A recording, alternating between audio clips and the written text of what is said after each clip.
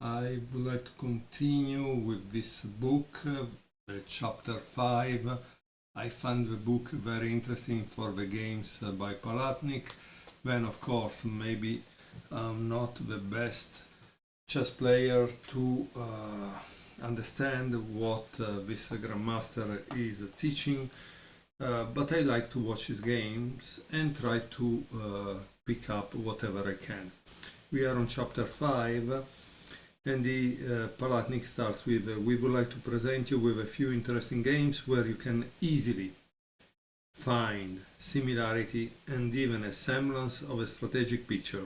Of course, it is also a pleasure for the author to confirm correctness of his business even after so many years have gone by. After all, one of the most proven ways of building the foundation of your chess strength and knowledge is to recognize similar strategic ideas in the sea of chess information. Finding patterns and the ability to come up with generalization will also expand your arsenal on which to draw conclusions. Your decision making is directly related to your ability to draw conclusions. But I don't want to read you all, let's just enjoy the games played by this great player, Palatnik. This game is Ivanov Alexander against Palatnik, played in Leningrad 1976. E4, C5. So Palatnik in 1976 wasn't playing the Alekhine defense. Knight F3, D6, D4, C takes D4. Knight takes d4, knight f6,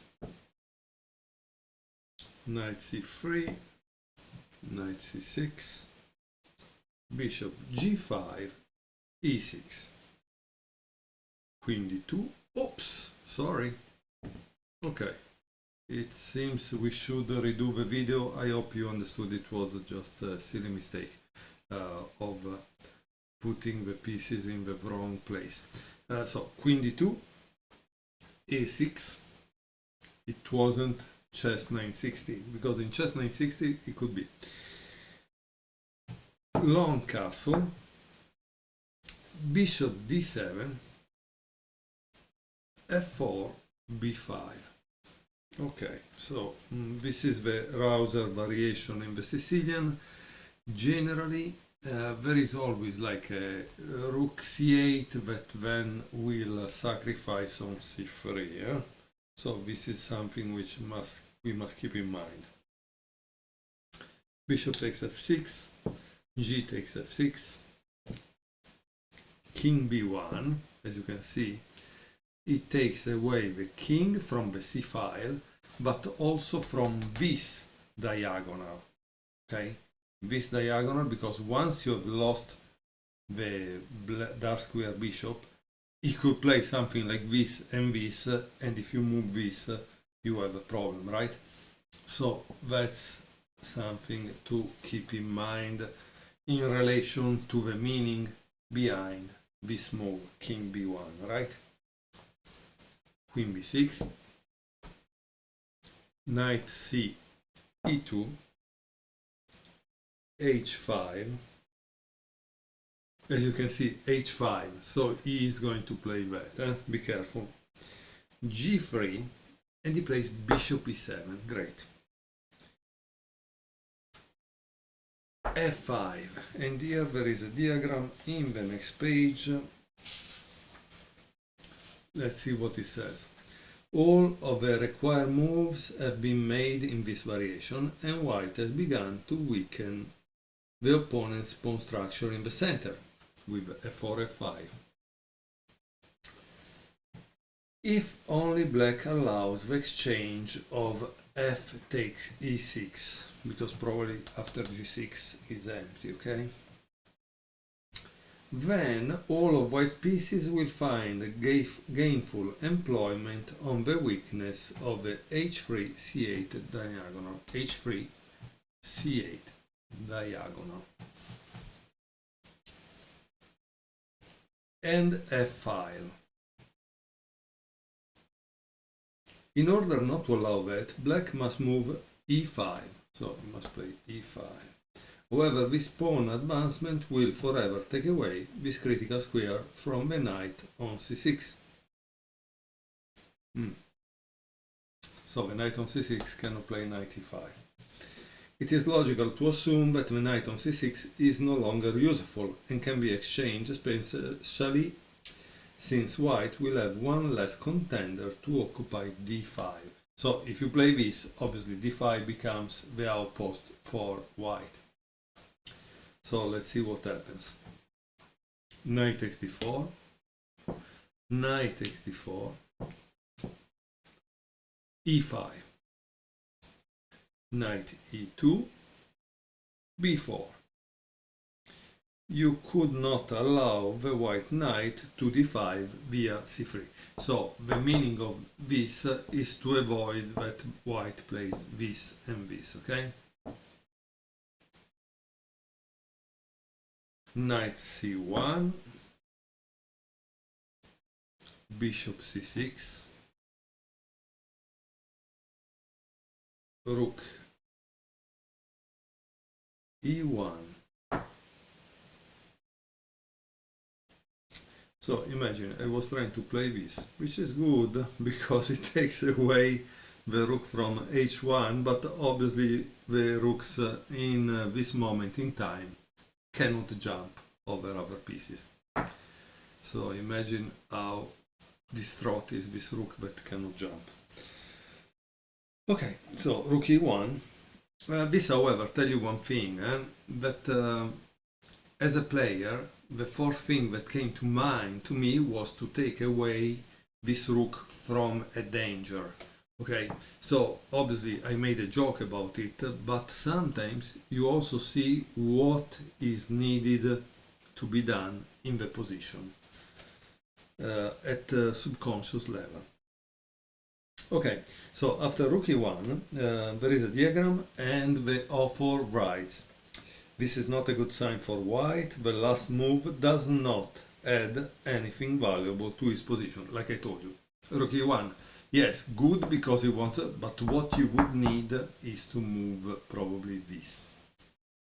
He doesn't say it, however, that's the thing. He should tell us what white should have done, right? a5, bishop c4, e4, rook e2, queen c5, b3. And here there is another diagram. The white bishop has marked his presence on the a2, g8 diagonal, okay? Actually, he only clawed his way up to it by occupying a studio apartment on c4. This is c4.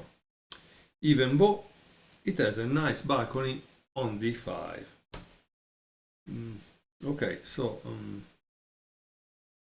this is a way, obviously, to remember some ideas, right? The balcony, the studio. Rook b8, rook d1. Finally, he moves away the rook from that diagonal. a3. This is a very scary. This is a very scary situation because practically white doesn't have control of the dark squares, and this is really a checkmate square, right? So it's kind of scary. So let's see what white plays. White plays h3. The living conditions of the white king has significantly decreased after the appearance of the pawn on a3, right? For example, just to show you an example, I think it's interesting, okay? Instead of h3, let's say that white played this, okay? Tack, tack, tack. That's the scary thing of this kind of situation. So this h3, Grandmaster Palatnik says, white has now come to aimless maneuvering while black has found a plan to rebuild his ranks and can obtain a significant advantage. So how does black do that? So what would you play after h3 if you were black? Try to pause the video and show your calculation prowess. Black continue with bishop f8 that I told you already in the beginning, right? Bishop d5, bishop b5. Obviously he doesn't want to exchange the bishop here. Knight d3 and queen d4. As you can see, it's really scary for white to forget even for a second about b2. But what white is trying to do is to exchange the queens, okay? Why to exchange the queens? Because if he's able to exchange them, there is not the b2 checkmate, right? So let's see how he does it. Queen e3, queen takes e3, rook takes e3, bishop h6, like I told you, the control of that diagonal made sense, right? Rook e1, bishop a6, he needs to protect this pawn on b4, rook f1, and king e7, connecting the rooks and obviously probably bringing the other rook on the h-file on the queen side. So notice this thing, this is a funny comment that he makes. We can hear the song of the two elephants, and between parentheses he wrote bishop, louder and louder. Well, you must know one thing. Why he called them elephants? Why he called them elephants? Because in Russian language they are called elephants. So I think this is the interesting part, right? So it's teaching us a kind of a cultural thing that is very important, since in Russia chess is one of the main sports, and so we must also understand better the Russian culture. Rook f3, rook h8, like I told you, rook g1. Now the problem is that white is trying to attack on the king side, but the king is in the center, not on the king side. So here he has a big problem instead, right? Okay, after rook g1 he plays king f8, rook g2, rook c3, rook g f2, and bishop g5. Here it says the domination of a pair of bishops has led to zugzwang. Zugzwang means that the side that has to move will lose something, right? So king a1, rook b c8, I guess this is what could be falling down, in the sense that if he takes this, takes back, takes, there is a checkmate here, right? So you must understand this, that there is a checkmate on c1. So let's see what happens. Knight takes b4, bishop e3, knight takes a6, rook takes a2. Again, here there is a checkmate. Rook takes c2. Rook takes c2.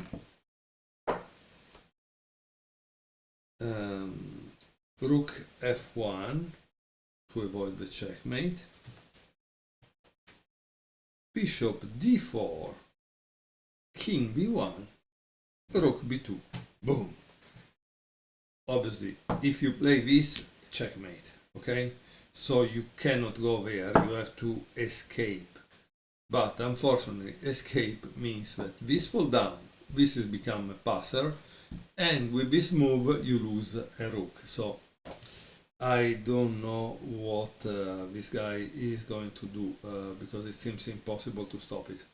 Rook f3, Rook e1, King d2, a2, Knight b4, Rook d1, King takes d1, and check. King e2, Queen b2, King f1, Queen h2.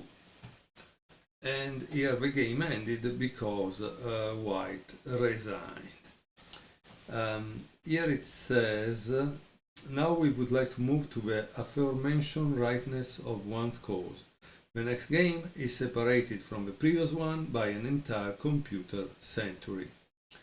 It was about that time when I started to become acquainted with the then talented and now extraordinary player, Grandmaster Vasily Ivanchuk.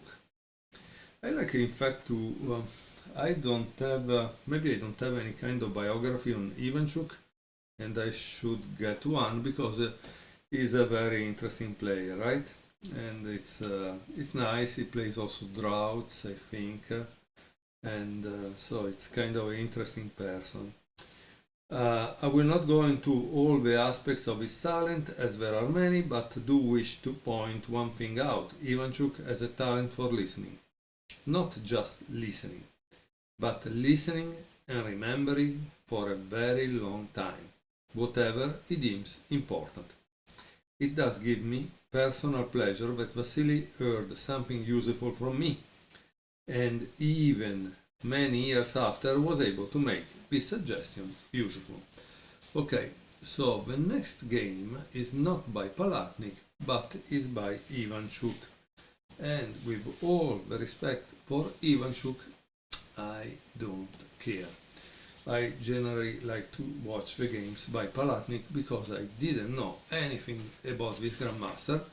He wrote these three beautiful books, and I think he should be celebrated because often we just celebrate the masters like world champions, and then we don't care a little bit about the little players like Palatnik that are grandmasters, that have played and contributed to the game all their lives, and strangely we don't know anything about them. Okay, so with that said, I'm just to see if I can find other games. Yes, there is another game by Palatnik at page 134. I will show it to you in the next video.